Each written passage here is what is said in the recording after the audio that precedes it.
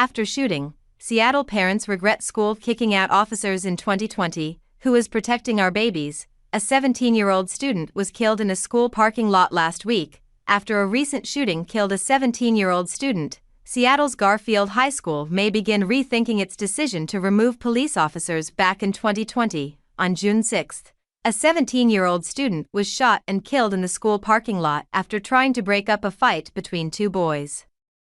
Police reported that the suspect fled on foot and still remains on the run. Meanwhile, former Garfield police officer Benny Radford, who now lives in Florida, can't help but wonder if he would have made a difference.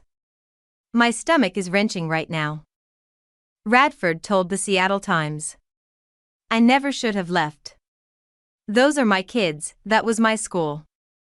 Radford worked at Garfield from 2008 to 2019, where he was known as Officer Benny to the kids. The Seattle School Board later voted in 2020 to remove Radford's position, with police arrangements being indefinitely shelved for Garfield and 4 other schools in Seattle.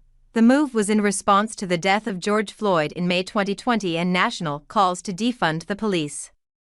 The Seattle School Board declared in a resolution the district would be abandoning notions of policing and pathology and showing how it supports defunding police. At the time, some parents objected.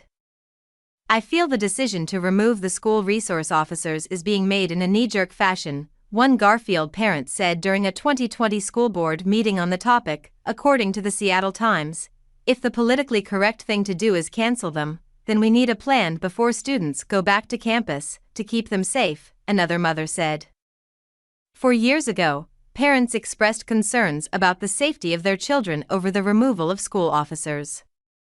After last week's shooting, they've become even more worried. At Garfield on Tuesday, as students filed past tearful, clapping lines of parents for the first day back since last Thursday's deadly shooting, a sign on the steps asked the question that's now top of mind: who is protecting our babies?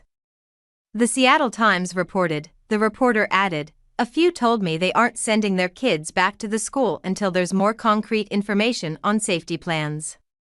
Others are waiting for some resolution to the current shooting." Multiple parents also reported their kids claiming they have been seeing guns in the school.